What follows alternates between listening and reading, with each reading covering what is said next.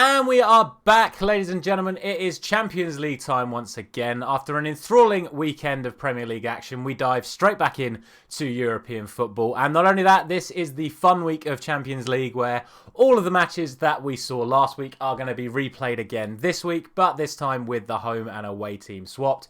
Not only that, for this video specifically, all of the fixtures that you're going to see in the results section of this video are even going to be the same fixtures in the predictions. So we get to get a quick look at everything that happened last week and immediately use those games to give us an informative decision on what is going to happen this week. As always, please drop a like on the video if you are enjoying this series, and let's get in to those game week 3, or match day 3 should I say, Day 2 results. And these were the fixtures. And to be honest, this one went pretty well for me, as you can see now. The only real ones that went wrong for me were the Sevilla-Borussia Dortmund game, which went drastically wrong for me. I have to hold my hands up and say I didn't realise how poorly Sevilla had been doing in the league, and obviously they have now lost their manager as a consequence of both that and this result that you can see on your screen here. The other one is the Benfica result, which once again I'm a little bit gutted. I didn't fully back Benfica. We went for the draw in Juventus and they went and won. We went for the loss in this one and they managed to get the draw. So fair play to Benfica in that one. You'll also see we got a spot on result for the Leipzig-Celtic game as well.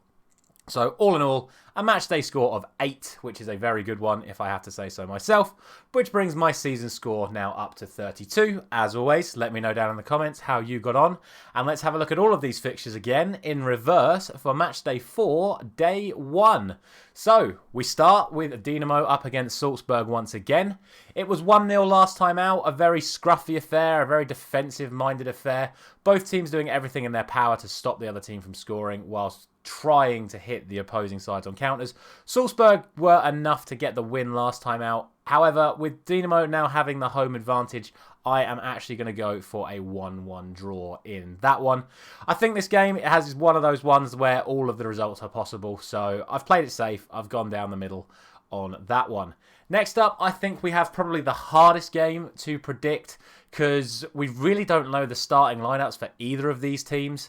Firstly, Chelsea were fantastic in the game at Stamford Bridge. A 3-0 win against AC Milan is an incredible result. And then they backed it up with the same scoreline against Wolves. So they go to the San Siro with a lot of positives going out of it. Graham Potter is slowly building and building and building on everything that he's doing in these first few games at Chelsea. However, AC Milan were massively stripped of a lot of talent for the game at Stamford Bridge. They had a fair few of those players back for the game against Juventus at the weekend, which they then won. So they now go into this game against Chelsea with even more players available to them and off the back of a great result. So I think this becomes a much harder game to call. As I've just said, Chelsea seem to be improving game on game under Graham Potter. But is it enough to go to the San Siro and win? I'm going to say not quite. However, I am going to give them the draw. And again, this is going to be a 1-1 draw. So, in my opinion, in this group, nothing will change. 2 1-1 draws. Let's move on to the next group, where we find Celtic up against Leipzig. It was 3-1 for Leipzig last time out. I thought they were comfortable against Celtic. Celtic will have the crowd behind them tonight, but I just don't see it happening. I think Leipzig were just way too good for them. I'm going to go for 2-1 this time. Apologies to Celtic fans if you are watching. I just don't see it happening. It is must-win for them, but not for me. The other game in the group sees Shakhtar come up against Real Madrid. And I was surprised with how well Shakhtar did last time out. Whether or not that's because Madrid had an off night or just because Shakhtar played really well, I'm not so sure. I would still expect Real Madrid to win this one. But with a little bit more respect to Shakhtar this time, I'm going to stick with the scoreline that it was last time. And I'm going to go for a 2-1 Madrid win. Next up then, we have Copenhagen against Man City. 5-0 to City last time out. But given the fact that they've won all 3 of their opening games and the fact that they've got to go to Anfield next weekend, I think Pep is going to ring the changes. Now, does that affect the overall quality of the Man City team? I'd say only a smidge. But I think certain key players, maybe Haaland, De Bruyne, Foden, potentially a couple of the back line, maybe even Ederson get rested for this one. I think Guardiola understands that the majority of his squad is more than capable of beating this Copenhagen side.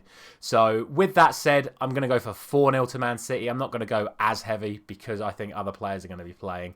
But if it is still the strongest team, I would expect the result to be even more than 4. The second game then is the Dortmund-Sevilla game that we spoke about earlier. I'm going to be a bit more respectful to Borussia Dortmund this time round. Off the back of the Sevilla defeat and the sacking of Lopetegui, they then went on to draw at home to Athletic Bilbao. So even the change in management hasn't changed a lot at Sevilla over the last few days. I still expect Borussia Dortmund to take the win. I don't think it'll be as high scoring. I mean, if it is, fair play to Dortmund, and Sevilla drastically need help if that's the case. I'm going to go for 3-1. But like I say, if it is more, fair play to Dortmund. Next up then, we have the final group of the night, and we start with PSG up against Benfica. I'm going to disrespect Benfica a little bit again this time. Obviously, I've been singing their praises over the last couple of videos, and I have been so impressed with how well they've done. But I think going to the Parc des Princes at PSG, I just don't see them getting the result. I'm going to say they're going to put up a fight, but I'm going to go for 3-1 in the end to PSG, just with the overall quality that they have available to them. But fair play to Benfica once again if they are able to get the result.